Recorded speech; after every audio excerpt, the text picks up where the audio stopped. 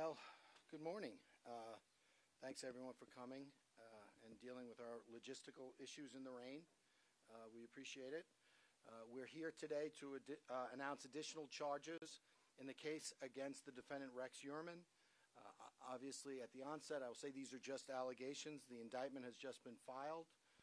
This is a case, court proceeding, and each and every one of these allegations have got to be proven in court, and we certainly look forward to doing just that. Today, as you've just seen, the District Attorney's Office filed a superseding indictment charging the defendant with 2 additional murders. Those charges pertain to the 1993 murder of Sandra Costilla and the 2003 murder of Jessica Taylor.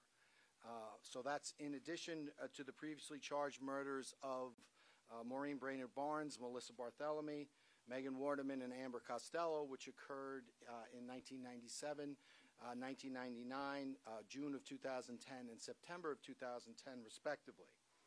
So my intention now, here today is to discuss those charges, discuss the contents of the bail letter, and then turn it all over to you all for questions. But before I do that, before I discuss the indictment and the developments in the case, I want to thank our law enforcement partners, many of whom are here today.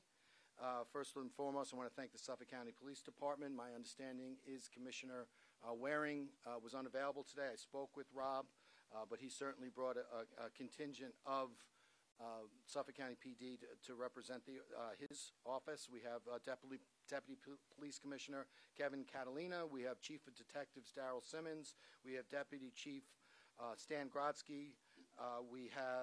And then we have the commanding officer of the Major Crimes Unit, which includes the Homicide Unit, Sean Barron.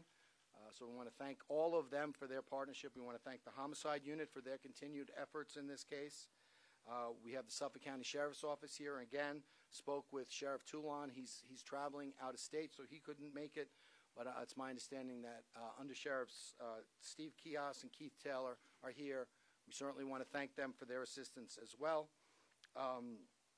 With the New York State Police, we have Major Stephen Udis, as well as Lieutenant Ken Gine.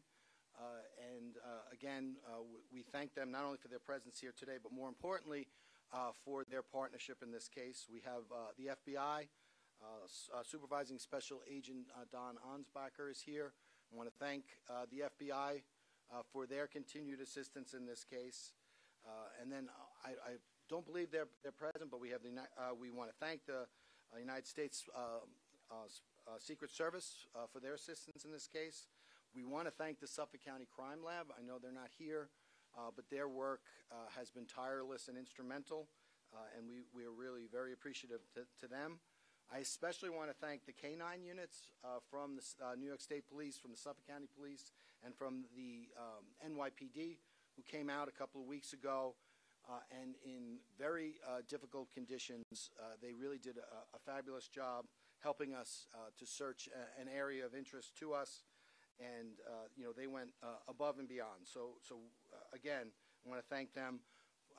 I frequently neglect to thank my own team, so I'm going to take the opportunity to thank them. We have, Chief Zacharis. I want to thank them. I want to thank our ADAs, many of whom are working on this case. You heard from Nick Santamartino. We've got Larry Opizzo. We got Andrew Lee. We got Michelle Haddad. We've got a whole host of ADAs that have really been instrumental in us. Our investigators, our analysts, really fantastic work that they've done. I want to thank the victims' families, many of whom are here today, not only on the new charges, but for the original Gilgo 4. And this is what this case is about. We don't ever forget that. This case is about the victims and their families, and hopefully providing them with that small measure of closure. And the families have been nothing short of incredible. The way that they continue to support their loved ones and each other is really inspiring to us, and really helps us to keep coming in and working this case as aggressively as we've been doing. This case is a true collaboration, again, mentioning all of those partners, without the contribution of any one of those partners, our ability to do this case would have been severely compromised. So again, I know I mentioned a lot of names. I know I went through a lot of agencies, but I just don't do that because it's the polite thing to do. I do it because it's the right thing to do, because they've really helped us instrumentally and will continue to help us going forward.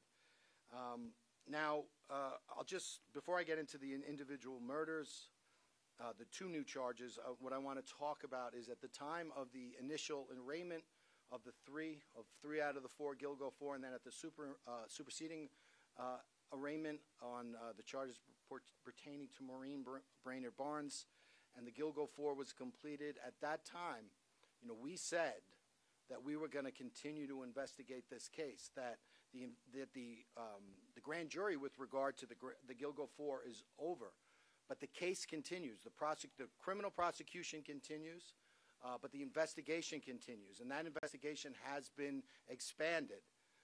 The investigation has been expanded both to the bodies that were found on Gilgo and beyond. That's what we said. And I think that has come to fruition today with these two new cases, or new charges. First off, with regard to Jessica Taylor, that her body was recovered on July 26 in 2003 off of just west of Halsey Manor Road in Manorville. She was found on her back. She was decapitated, and her hands and arms were severed just below the elbows. Notably, a tattoo that she had been obliterated with a sharp object. 8 years later, her arms and skull were found on Ocean Parkway. Those remains were found on the same side of the road on the Ocean Parkway as the Gilgo 4.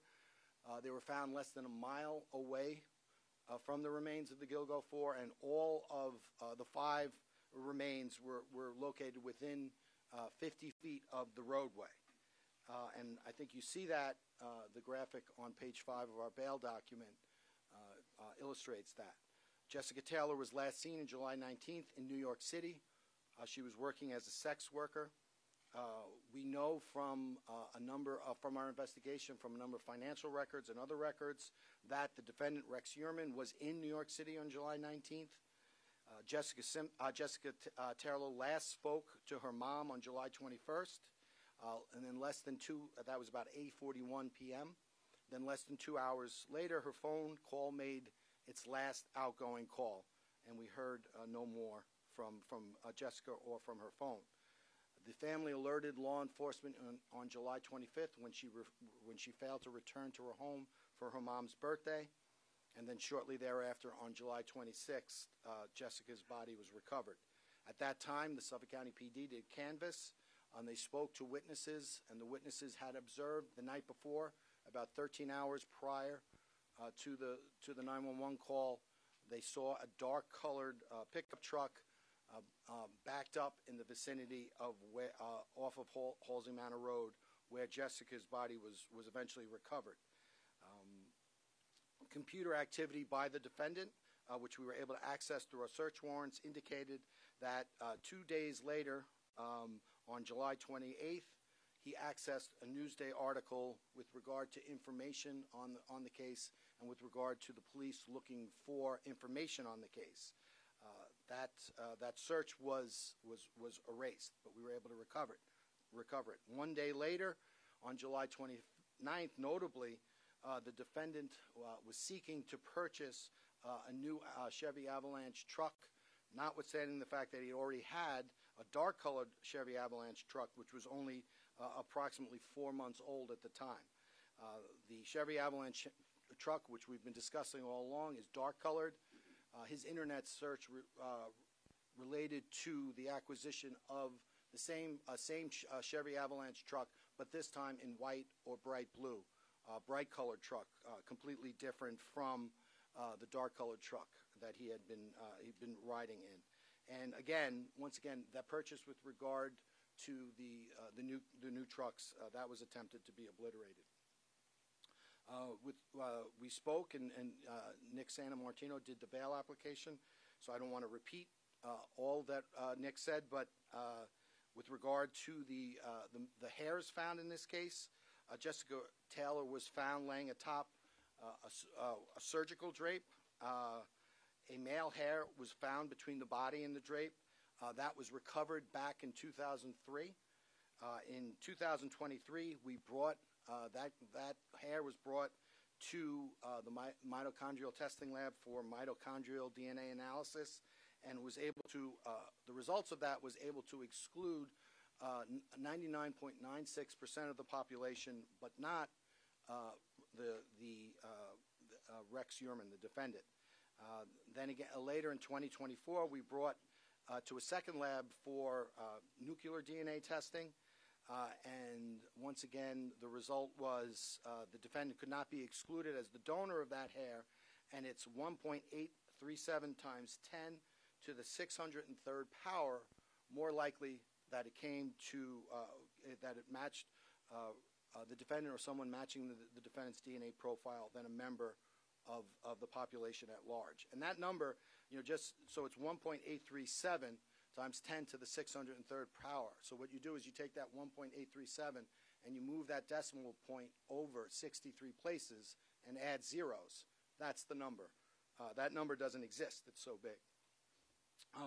Among other things that we were able to establish with regard to the murder of Jessica Taylor was, once again, family travel. We were able to determine that at the time of the disappearance and death of Jessica Taylor, once again, the defendant's family was out of the state. They were staying at a resort known as Smuggler's Notch in Vermont. And we were able to corroborate that information through witness statements, photos, and phone and financial records. In addition, there was a hard drive that backed up to a Palm Pilot, which was the defendant's date book.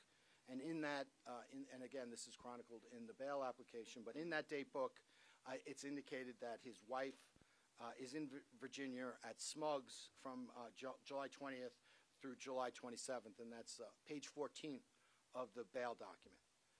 With regard to the 1993 discovery of Sandra Costilla, again, on November 20th, 1993, two individuals, while hunting in that wooded area of Southampton in the vicinity of Old Fish Cove Road in North Sea, discovered her body.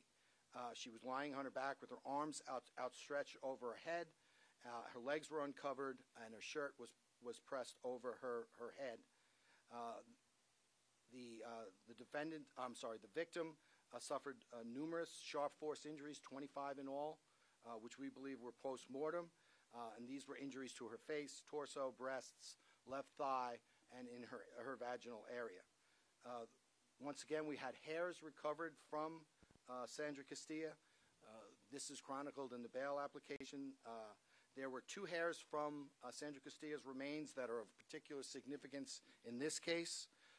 One was a female hair that was recovered from the victim's right arm, and one was a male hair that was recovered from a tape lift of one of the shirts that the victim was wearing that was pushed above her head. In 2014, about 10 years ago, the two hairs plus another female hair, which were found on Costilla, were sent to an outside mitochondrial DNA lab for testing, and at that time, John Bitroff was excluded as the donor of those three hairs. Once the task force began investigating Gilgo and related cases, those hairs were retested in 2023 and 2024 and compared with the defendant's known sample from the buccal swab that we obtained. Regarding that male hair, the mitochondrial DNA profile developed from that male hair on the victim Costilla and the profile developed from the defendant's buccal swab are match, and specifically at a rate that would exclude 99.96% of the North American population, and defendant Heuermann cannot be, therefore, cannot be excluded as the contributor of that male hair on Costilla. In March of 2024, that same male hair or an extract therefrom was brought to the same outside lab for nuclear DNA testing, and once again the results came back, and which found it was 4.347 times 10 to the 332 power more likely to have come from a person genetically identical to Rex Heuermann than from an unrelated individual. So that's 4.347, and then you move that decimal point over 332 times to get the odds. Again, an astronomically large number. Regarding the female hair, prior to with regard to the female hair, one of the female hairs that was recovered on Ms. Costilla, prior to Ms. Costilla's disappearance, the defendant had been living with a female individual at his home in Massapequa Park. The female individual lived with the defendant at his current residence through the summer and into the early fall of 1993, and vacated the premises approximately 2 months or so prior to Ms. Costilla's death in 1993. Once we got those two female hairs, once we knew of those two female hairs' existence, we went out and obtained a DNA profile, a buccal swab, from this female. And that DNA profile that we obtained from the female's buccal swab, we sent it to the mitochondrial testing lab. And again, it was able to exclude 99.98% of the North American population as the contributor of said hair, but it could not exclude the female who was living with Rex Heuermann. Again, we brought that same DNA and extract to the nuclear DNA testing, and the female's hair was tested and compared with the female hair that was recovered on the victim Costilla, and it was found to be 4.578 times 10 to the 1,040th power more likely to have come from a person genetically identical to the female witness who was living with Rex Heuermann in 1993, shortly before Ms. Costilla's death, than from an unrelated individual. Again, that's 4.578, and you move that decimal point over 1,040 places, and that's the number. There was an additional female hair that was recovered in 2014. That was recovered, that was compared to both the female living with Mr. Heuermann and the defendant, and we could not get a match on that, and that remains unidentified, that female hair. So we have those DNA results, and again, we were able to establish, similar to all the other cases, that at or around the time of Ms. Costilla's disappearance and murder, Rex Heuermann was living alone at the house in Massapequa Park and had unfettered access to the house, and no one else was living with him at the time. So now I want to discuss some of the newly discovered digital evidence in the case. Before I discuss that, I just want to clarify some of the things that we've been talking about in our earlier press conferences. I was asked specifically about smart devices and digital devices that were recovered from the home and business of the defendant in connection with this case. So I just want to catalog that for you so you get a sort of flavor of what it was. We've recovered 15 different types of cameras. We've recovered 27 computers. We've recovered 58 internal hard drives. We recovered 22 external hard drives or solid drives. We recovered 46 cell phones. We recovered 9 Wi-Fi routers, 44 SD micro cards, which are like jump routers, 17 tablets, 42 USB devices, 8 laptops, 50 hotel cards, 4 GPS devices, 11 music devices, 36 SIM cards, 33 miscellaneous items, and 647 CD, floppy disks, or VSH or miscellaneous tapes. Again, in the months subsequent to the arrest, we've been endeavoring through our own office and with the help of the Secret Service to analyze that massive amount of data. Analysis of those devices has revealed, certainly, that Heuermann had a significant collection of violent, bondage, and torture pornography, which was dating back to 1994, and that material was very similar to the condition that the two latest victims were left in. In addition to that, it is alleged that the pornographic images that were accessed by Heuermann are consistent with the crime scenes of both Sandra Costilla and Jessica Taylor. Now, as part of our processing of the electronic devices, the task force discovered a Microsoft Word document entitled HK 2002 through 2004. That was discovered on a laptop in unallocated space, meaning there was an attempt to erase that document. But as most forensic experts know, that even when a document is erased on a device, it is the user could no longer access that document, but forensic experts using particular software can retrieve it, and this document was retrieved in this case. It was a locally created draft, which means the document itself was created on the laptop. It wasn't downloaded from the internet. The document was modified. It was originally created in 2000, and it was overwritten a number of times and modified between 2001 and 2002. Now, as alleged in the bail application,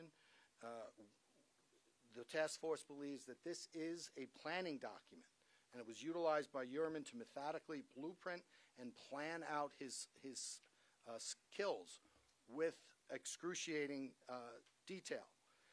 We allege that this document evinces the defendant's intent in committing the charged crimes, that his intent was specifically to locate these victims, to hunt them down, and to bring them under his control and to kill them. His motivations, meticulous planning, and clear intent is obvious. His intent was nothing short but to murder these victims. And we allege that the methodology, that the exact method by which these murders were committed in excruciating detail in that document is in some cases identical to the methodology used to murder the 6 victims in this case. Now, I don't want to speak further on the document. I believe the document speaks for itself. So if anybody has any questions about the document, I'd be more than willing to answer them. But before turning it over for questioning, I want to reiterate, right from the very beginning of this case, from the onset of the case, the first indictment, we said that the case was not over. We said we were going to continue to investigate the case of the Gilgo 4 and find more evidence. We've done that. We've said that we were going to expand the investigation both on Gilgo and off and to investigate new cases. We've done that, and that's resulted in the 2 new charges that you see here today. So that's what we've done. That's what we've continued to do. And, my office, along with our partners, are not going to stop. This case continues. So with that, I will turn it over for questions. I had a question about... we'll just go, if we go right to left. About the planning. I didn't see you down there. It's okay. So I'm just wondering, why is he now being charged with first-degree murder? Because of this web document that he had, planning these murders out, why is it second-degree, not first-degree? Isn't that premeditated? So first-degree, I mean, there are a number of different charging theories you could use for murder in the first degree. One of them is if you charge a murder within a specific period of time. I think it's 18 months. So if you look at, so we have 3 murder 1 charges and 6 murder 2 charges. And if you look at the time of the deaths, Sandra Costilla, 93, Jessica Taylor, 2003, Maureen Brainerd Barnes, 2007, Melissa Bartholomew, 2009, Megan Waterman, 2010, and Amber Costello, 2010. Those last 3, Bartholomew, Costello, and Waterman, fit within that period of time. So we could charge murder 1. The other ones, unfortunately, fall outside, so we're unable to bring that charge with regard to those, the other five, the other three victims. So that's why it's different, just sort of the way New York State law is set up. I wanted to ask about how this expands the search now, because now with this indictment, the earliest murder now changes to 1993, which gives it many more years than we had before. So, how does this expand the search? How are you guys expanding this to find out who other victims that are possibly involved in it? Well, I think first and foremost, while it expands the information for the public and the media, it doesn't change anything for us. We were, I think in March of this year, we learned of this document. We have been investigating other things. So again, my confidence in saying that we were going to move off of the Gilgo 4 to the new bodies and off of Gilgo itself was based upon my knowledge of the investigation. So that's something that we've been doing for a while now. It's just sort of become publicly known. How did you know Sandra? We have no information with regard to that. So just piggybacking off of that, so the alleged murders happening between 93 and 2010, just how alarming is this sweeping timeline you're looking at? Well, I think this whole case in general is alarming, and I think it underscores that which we already knew, that we have an individual who we are alleging, and again, these are allegations, meticulously planned and executed 6 separate murders. So that in and of itself speaks for itself. And there are other victims named in the court documents. Are more charges on the way? So we're going to continue. Again, we're going to continue to investigate, and we'll talk about whatever other investigation we're undergoing when and if we bring those charges. And Mr. Tierney, in your document you mentioned the words torture, bondage, violence, and also Stockholm Syndrome. Is there any evidence to reveal that perhaps Rex Heuermann took these women or any of them captive in his home, attempted to brainwash them, put them under his Well, that's what that document contains, and again, that speaks for itself. We'll make arguments with regard to that, and at the trial. The specific reference to Stockholm Syndrome, that pertains to a book, Mindhunter, by a former FBI profiler, John Douglas. His name escaped me for a moment. And so we know there are specific page references to that book and stuff such as sexual substitution, torture, and also Stockholm Syndrome. And our argument, it's our allegation that the defendant was referencing that Mindhunter book not to gain insight into his own behavior, to modify or change it, but rather to use it as a means of improving his methodology and avoid capture by the authorities. Was that book found? Sir, what about Valerie Mack? I know I believe, was found out in Manderville in a similar way that she was murdered. So you have, and if you go back to that document, they talk about DS or dump sites in Mill Road, Halsey Manor Road, and Mill Road. It intersects with each other. So, and if you look at the method of the crime scene, very similar to Jessica Taylor. That's what we could say now. We'll continue to work the case, and if we're able to develop more information and get to the point where we can charge it, we'll talk about it. You had a real question? Yes, I was wondering, you mentioned that book. Did Heuermann have that book in his... So he references specific page numbers in the doc, or specific page numbers are represented in the document, which match up to a particular edition of the Mindhunter book. The Mindhunter book was not found in Heuermann's house, but there was another serial killer book written by John Douglas found in his house, and I think that's in the bail document. I just think, obviously, you probably knew this already, but uncovering a lot of new details that we didn't know as far as dismemberment, that he was younger when he allegedly killed, that, of course, this document is explosive. Just talk to me, looking at the bigger picture profile of a serial killer, what was investigators, your thoughts when you were uncovering these new sort of details that... We had no thoughts. We look at the evidence, and we follow the evidence. We know that criminals in general, people in general, their modus operandi change through the course of their life. Obviously there was no dismemberment with regard to the original Gilgo 4, but there is with regard to, unfortunately, Ms. Taylor.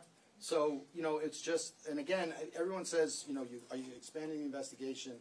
And, we're doing it under the auspices of the Gilgo Task Force, but each new case that we look at, each new crime scene we look at it independent of everything, and then we make a determination. Where does that evidence leads us? Does it lead us to one particular suspect or another particular suspect? But we don't, get a list and say, okay, we're gonna automatically assume that certain people committed certain crimes. That's not the way to do it. That's not the way we do it. We look at and again, in the bail document, you talk about if you want to know, and this is from John Douglas's book that the document quotes.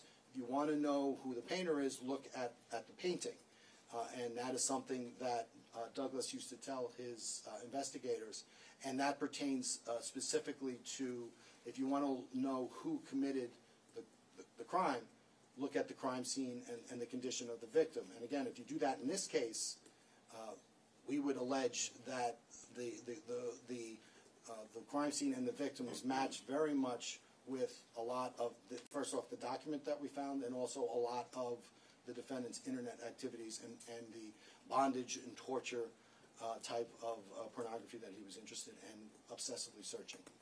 Right. Do you believe at this point that the murders were committed in his house? And could you also talk about I guess the note he put in that document that was referenced in court? I'm familiar with the note. I'm sorry. There was I thought the ADA talked about something about, he said, if you do certain things equals more playtime. Oh, okay. So yeah. So that is referenced.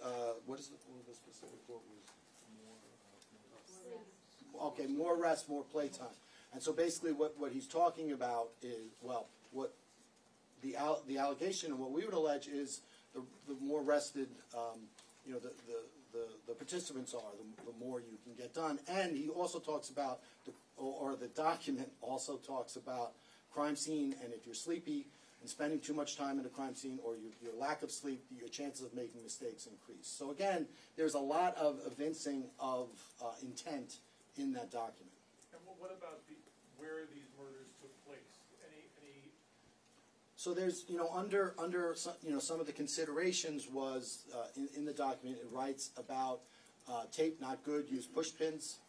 And then once we received that document, we went back into the house and looking at the paneling in the downstairs basement area, we were able to look at it through infrared light. We would establish a cordoned off area where adhesive had been placed. So we're going to make certain arguments with regard to that at the time of trial. We also found an area where there were push pins into the drop ceiling. Does he make any specific references to victims in the manifesto? There's a T1, a T1 and T2. We would argue that stands for Target 1 and Target 2. Target 1, it says Megan, with a question mark, and Target 2, it says black, and then in parentheses unknown, I believe. You could look at the bail document. That pertains to specific victims. If you look at the timing of it, it wouldn't seem to pertain to Megan Waterman because it's too early in time. There is also a reference to phone numbers of potential victims. We've searched, and we block out our phone numbers. We kept that in the document because we've come to an impasse with regard to those phone numbers. So if any members of the public have information with regard to those phone numbers, we would certainly be receptive to receive that. So Valerie Mack, her death was mentioned twice in this latest bail document. Is Rex officially a suspect in Valerie Mack's death? I think that would be fair to say, yeah. And is it Mill Road where her remains were found? Yes. And Taylor was close to the Valerie Mack was. If you go down, you have Halsey Manor Road, and then Mill Road is like further, as you said, away from the expressway, I believe, or the exit to the expressway. but in that same area, and the Bowery Mac was a little bit further into the woods. Ray, have you found any evidence at all about what he might have been up to in the last decade or so, or did he just stop in 2010? How many other missing persons cases or unsolved crimes do you now have to look at, given where you are? So the quick answer to that, yes, we have. We're still developing that, and obviously, none of that is actionable.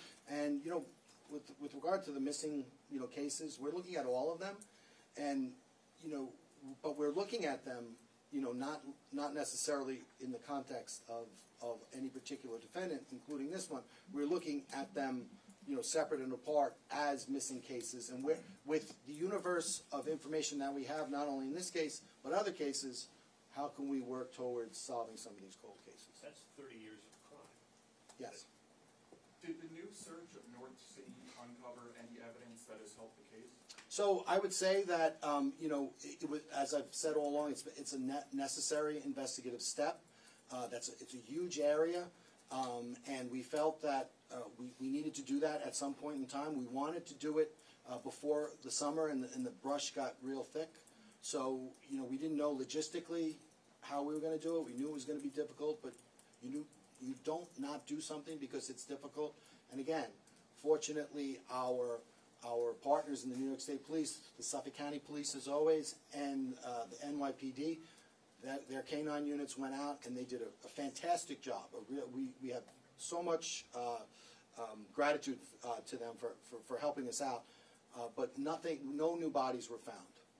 Tierney, just following up on Greg's question, do you believe, with all the search going on in the basement, with what you found in the manifesto, that the basement was a location where the crimes could have been committed? So, again, it doesn't matter what I believe. It matters what we can prove.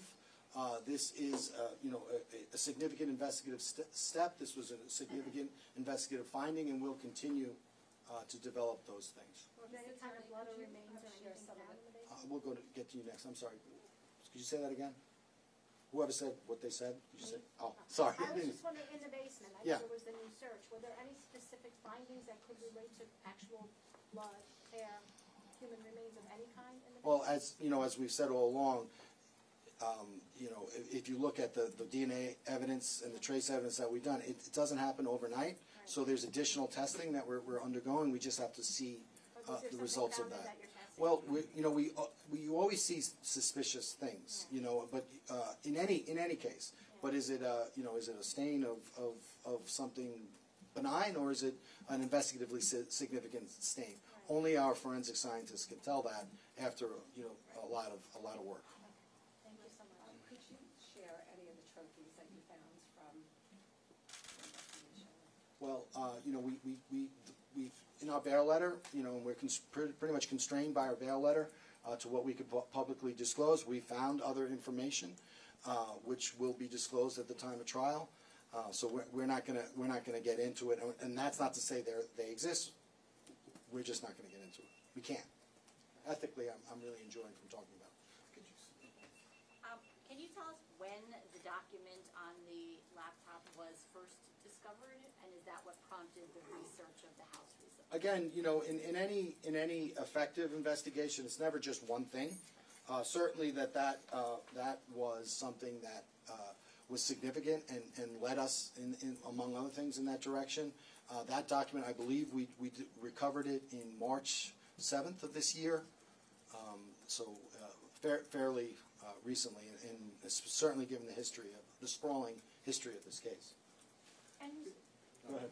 you said he had a lot of images and videos of torture porn on his devices. Were any of them his own victims? We saw no evidence of that. Could you speak about his profile? Like, was one set of murders different from another set, and does that indicate that he was sort of changing his tactics over the years, or is this all consistent when you look at all the evidence so far? Well, I think if you look at a macro view or a micro view. Macro view, these are young women tragically lost their lives and were murdered as a result of a person who meticulously planned their murders. If you look at the earlier murders as opposed to the later murders, it does appear that there was some changes. exactly what happened with regard to the Gilgo 4, we're foreclosed about knowing a lot of that stuff because they were skeletonized. Jessica and Sandra were more recently found, so we were able to glean more information from the crime scene. So, I guess it just depends what your perspective is on with regard to all that. Was the March 7th discovery of the Word document the evidence that caused the second search of the house? Well, as I think I previously, it was a impetus, but in any good investigation, there's usually a number of different things that cause that. Was it the main one? I would say it was a significant one, and it was also an impetus to go back out into those areas and search with the dogs. And Manorville and North Sea and every place else we went. With the new allegations that happened probably in '93, it could open the possibility of other murders like Karen Brigata or other people who have been killed. So as we said, Karen Vergata, her remains were found partially in Jones Beach and partially in, I think, by Atlantic Beach, across from Blue Point on Fire Island. So, all those cases, every person who was tragically murdered in Suffolk County, they're in play. Ray, can you say a quick word about how you plan to bring this to trial? Are you going to, is there like a cutoff point where you're just going to try the 6, or you're just going to keep going and eventually put them on trial? So we're not going to stop. We can't stop. We owe that to the victims. That's the least we can do. So we understand we have a court case. We understand we'll go forward with that, but we're not going to stop. So however that works, however we need to do that, we're going to do it. We have a great team. We have a great team of investigators. We have a great team of prosecutors. And you do what you have to do in this business. We will get it done. It's daunting. There's a lot, but we'll get it done. Are you still going through those dozens of digital devices? Oh yeah. Yeah, there's like just reading off just gives, and a lot of them are encrypted, so that when you have an encrypted device, that attempt to get in is ongoing. You're trying to crack the code, so to speak. So that's an ongoing effort. Any idea how many more there are? I'm not going to discuss. I'm not going to discuss that again because my speculation, my thoughts, don't matter. What I can prove in court, speak through an indictment. I will talk about these 6 because these are allegations at this point. We look forward to proving those allegations, but they are mere allegations at this point. Has there been any attempts recently to talk to Rex or his lawyers and say, hey, look, can you just tell us who you killed? So, ask him to come forward? He's represented by competent counsel. I cannot ethically reach out to the defendant, so I wouldn't. And even if I was inclined, I cannot. So we'll speak through his attorney. And there's in any case, there's always a dialogue between the defense and the prosecution, or at least there should be. And a myriad of topics are discussed on a daily basis, which should remain private between the parties. Has any of the evidence that you found so far indicated that you might have another suspect to question, whether someone who lived with him or a family member or something could be someone on your radar? So if you look at the evidence in this case, and it points that the defendant acted alone, and then if you look at that planning document, that makes it even more apparent that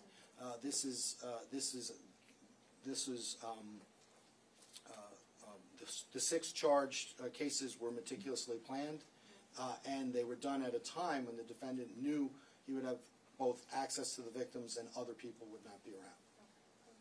Thank you. Okay. I believe the victims are going to speak, so we're going to give some of the victims, whoever likes to speak, the opportunity to do that. Thank you very much. Thank you so much.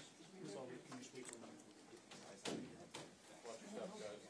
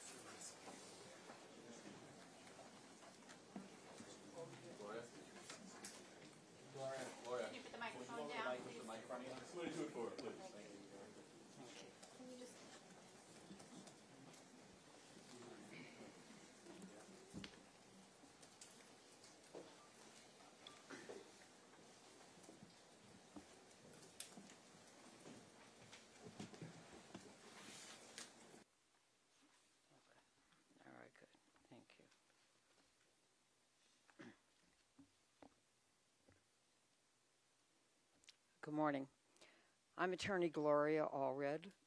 I represent the family of one of the latest victims for whom there has been an indictment of the defendant, and that is Jessica Taylor. I am the only attorney representing the family of Jessica Taylor and the only one authorized to speak about Jessica Taylor.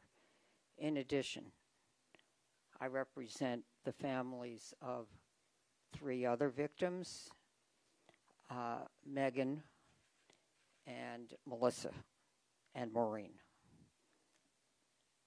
Some of the family members of those other victims are also present today, so I'd ask you just to raise your hand if you are a family member of Megan, a family or friend of Melissa, and a family member or friend of Maureen.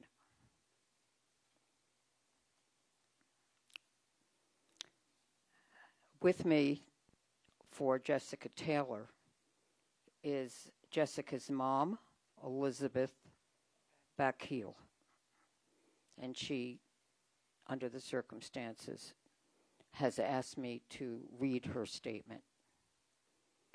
Following this statement, Jasmine Robinson, who is the cousin of Jessica, will read her statement. I also have and will show you 2 photos of Jessica. This is a statement of Jessica's mom, Elizabeth Backheel. Jessica was my daughter. She was loving and compassionate and so funny. She loved to make people laugh. She could always make people laugh. She tried very hard in school. Jessica had 2 brothers, and they would always play together. She and her brothers were very close. Jessica loved riding her bike. She loved playing board games, Monopoly, Chutes and Ladders, Candyland. She loved playing cards, especially spades and rummy. She loved cartoons. She loved to sing. She would sing along with the radio and was in the choir at church. She loved to cuddle with me and her brothers when she was younger. They would pile on the couch and watch TV together. I miss how she called me Mommy and Mama. It's a tragedy she never had children. Jessica would have made a great mother. She loved kids and loved working with them. She worked in the inner city with the kids in summer camp as an aide. She loved supporting kids and helping to take care of them. My family and I would like to thank the law enforcement and the district attorney's office for all of their hard and diligent work on my daughter Jessica's case. Jessica, my darling daughter, you will never be forgotten. You will always be missed. You will forever be in our hearts. And this is a photo of Jessica when she was how old? 5 or 6 years old.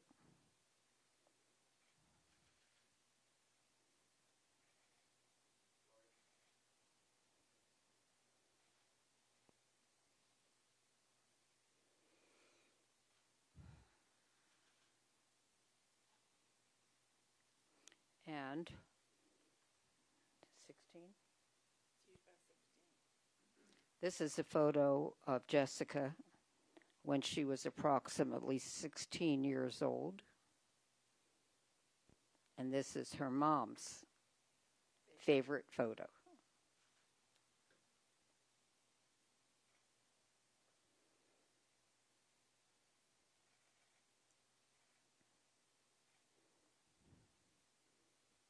I will have a copy of Elizabeth's statement available after the press conference for you.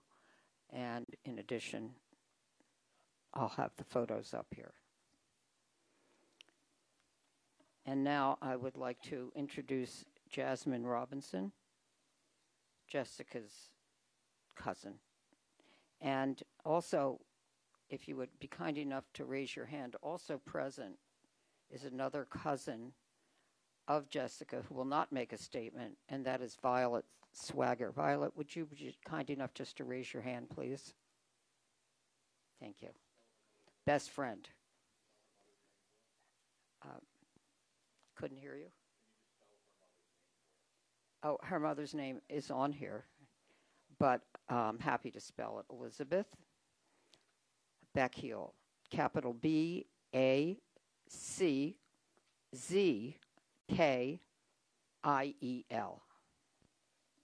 Thank you for asking. Jasmine.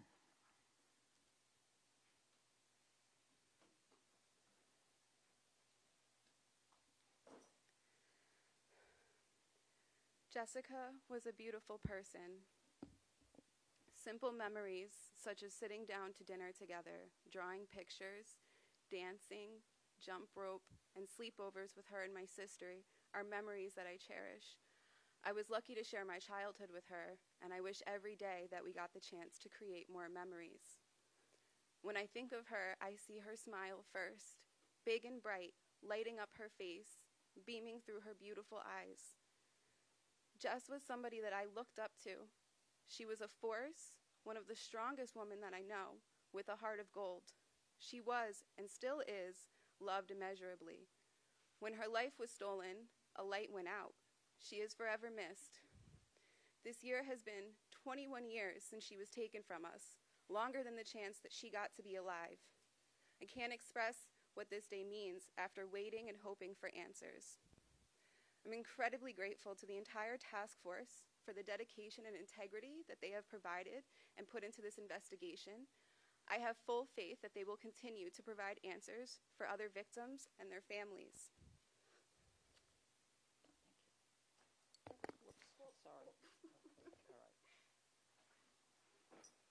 They will not be taking questions, but if you have a few for me, feel free to ask. Pardon me, I couldn't hear. Yes, Jasmine Robinson, Jasmine Robinson, Robinson.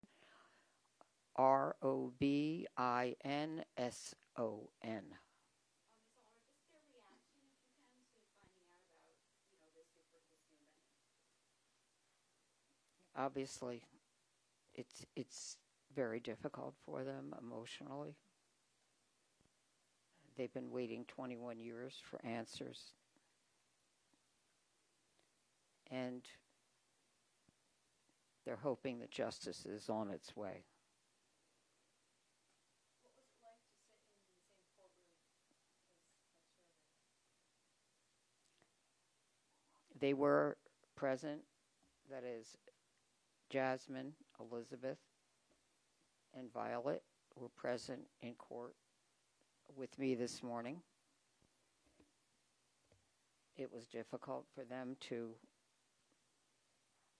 see the person who was accused of murdering, second-degree murder of their loved one, but they reached down inside of themselves and found the courage to be there because they are the voice of Jessica.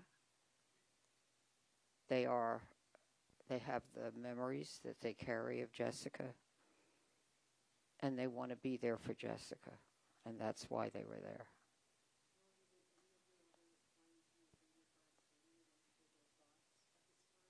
Does anyone have any further thoughts? no one is going to make an additional statement this morning or after the press conference. But thank you for asking. I'm sorry, I couldn't hear you.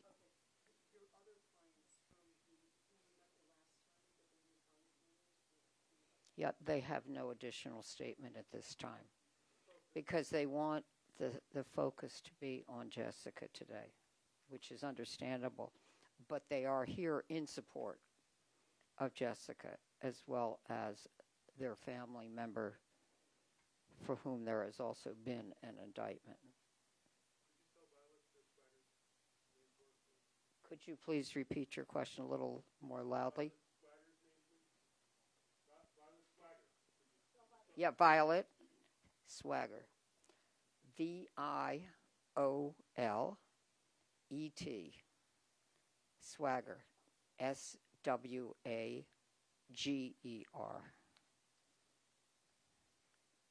That's correct. Anything further? Okay, then in that case, as I say, I will have a copy of Jasmine's statement, a copy of Elizabeth's statement. My contact information is at the top of the statement.